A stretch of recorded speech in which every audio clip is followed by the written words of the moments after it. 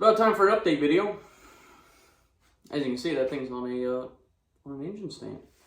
And, oh god, this just came in the mail today. My McLeod RST twin disc clutch. And aluminum flywheel.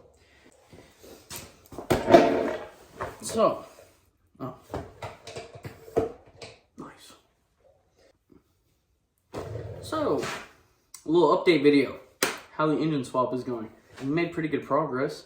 As you can see, the engine is on an engine stand now. We got it off of a pallet like a week ago. What's today? Today's like the 11th or the 10th? No, it's the 11th. Something like that. One of those days. It's been a minute. We're just working on the engine now. I'm basically trying to just get the engine prepped. Get all the new parts put on that we can put on that would be way easier right now while the engine is out of a car. Like this ATI super damper, we just put that on yesterday. It's not fully on, we can't torque it because it's 120 foot-pounds. And that's just going to turn over the engine. I don't have a flywheel on or anything, but so we can't torque it down fully, but it's fully seated.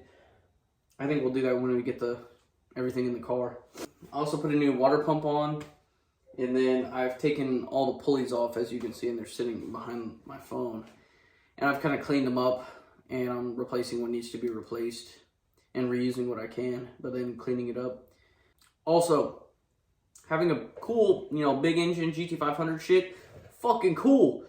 I don't have a problem with it. I know shit was going to be expensive, but Jesus Christ.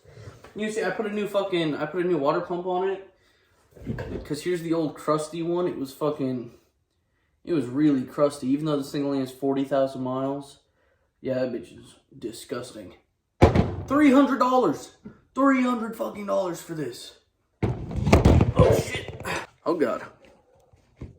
Here we go. Yeah. $300 for a fucking water pump. Jesus Christ. But fuck it.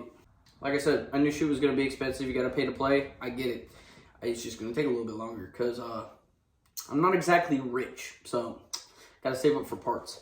I just copped this McLeod RST on Black Friday sale on Lethal Performance. Shout out to Lethal Performance for being fucking G's. I got new valve cover gaskets for all the bolts on the valve covers. I think I'm going to repaint the block, make it look nice and shiny. I still got to clean up the supercharger. I looked at the intercooler on the supercharger manifold. I'm gonna clean that up a little bit. And then what's after that? Oh, I gotta buy more clutch stuff because I just have the clutch and flywheel. I still need to buy a new slave cylinder and then flywheel bolts. Pilot bearing. I got a ring main seal. I got exhaust gaskets. Yeah, OEM stuff. Jesus Christ. Yeah, good luck finding that. You gotta go to I think it was like Bear Ford or some shit. I got it off their website. Yeah, kind of ridiculous, but gotta pay to play. I couldn't even get spark plugs at AutoZone for this thing. Well, unless they were like the fucking bargain bin shit, and you don't, hell no, you don't cheap out on that shit. The engine swap, we're making progress. I have a table that my phone's sitting on that's just full of fucking parts and shit. I need to get rid of some of it, but yeah. Oh, I can show you guys the long tubes because they're right here. I got this epic score. Oh, they're kind of dirty. I got this score on some JBA titanium ceramic coated long tube headers for $460 on eBay. I'm guessing that they were in like some kind of shop or something. These are brand new too. They were in some kind of shop or store that had them for fucking years and they weren't selling them because these are $1,000 headers. And they just weren't selling and they're like, fine, we'll just get rid of it. And so yeah, I absolutely basically stole these. Like that is a steal. $460. I mean, it was like $100 shipping and taxes, but $460 for these bad bitches. That's absolutely and totally, utterly insane. But yeah, so scored a fucking nice set of JBA long tubes. I'm trying to repaint the coil covers I don't really want to buy new ones just because the paint was kind of bubbling off. So I'm trying to, as you can see, they look like shit because I've been trying to strip the paint off of them. But yeah, I'm gonna repaint these black, like a fucking shiny black, however the fuck, gloss black. But I just need to get the paint off of those. Oh yeah, so the engine, when it was in the car that it was originally in, the car was in a wreck and it got hit like about right here. And the thermostat housing, you can't find those. You cannot find these thermostat housings. They don't make them anymore. From OEM, you can't buy these.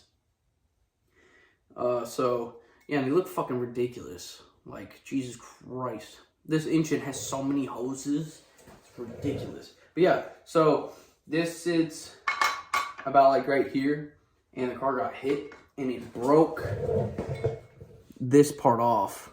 And so yesterday, me and my friend, he went to a technical school for welding. We're both welders. And he went to a technical school for welding. And we just stopped on by, and his teacher, Fernando, shout out to Fernando, you're fucking sick as fuck, TIG welded this. It's pretty decent. Not the greatest, but it's cast. It's cast aluminum. It's dirty too. But we did what we could, and it's not going anywhere, so that's fucking sick. Got that repaired because you can't fucking find them anymore, which is dumb, but you gotta be resourceful. Yeah. Oh, yeah. You see the new ATI Super Damper? Let me grab the old harmonic balancer. This thing is fucking heavy. Jesus Christ. Oh. So here's the stock fucking harmonic balancer. This is the front. This is the part that sticks out from the engine. And as you can see, yeah, they're way different.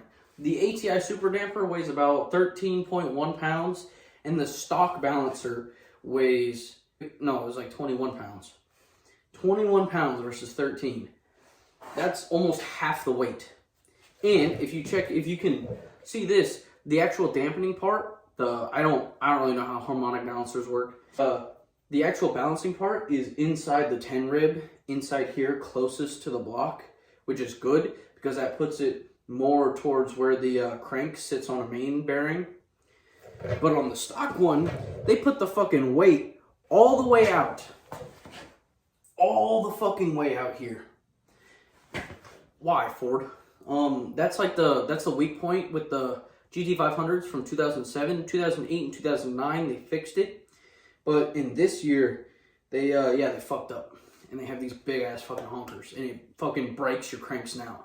I'm not trying to exactly build this just yet. Like I said, I'm not fucking rich, but yeah, so this is a amazing upgrade. This will save your engine. And then on top of that, I don't know if you can see in there, but I also bought the crank saver bolt. It's an ARP crank saver bolt by Kinetic Motorsports. It's like a $130 bolt. Totally worth it though. Totally worth it, especially if you're gonna race the car a lot and not just be an old man and take it to a fucking Cars and Coffee like once a month. Yeah, so Kinetic Motorsports ARP crank saver bolt. I'll throw up a picture here if I can. It basically, the stock bolt doesn't thread in all the way. It only uses like 5 threads or so. And then there's a large opening around the bolt. And that allows the bolt to sit there and kind of wobble like this. Which will then multiply the forces that are put on the crank snout. And add on to that heavy balancer will just break your crank snout off. So what the crank saver bolt does is it uses all of the thread, which is like at least 3 to 4 times the amount of thread, which makes it stronger. But then it also has a thicker shaft where that empty space is, and so that means it won't wobble. It's amazing. It stiffens up that the crank snout and allows the weight to not fucking, wiggle and get multiplied by inertia, and therefore makes your crankshaft your crank snout way stronger.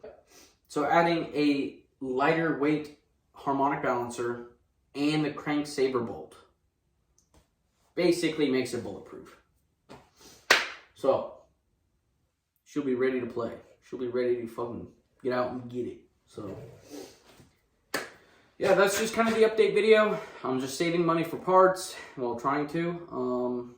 Parts are very expensive. I think I have most of the expensive. The clutch, I think, was the last really expensive part.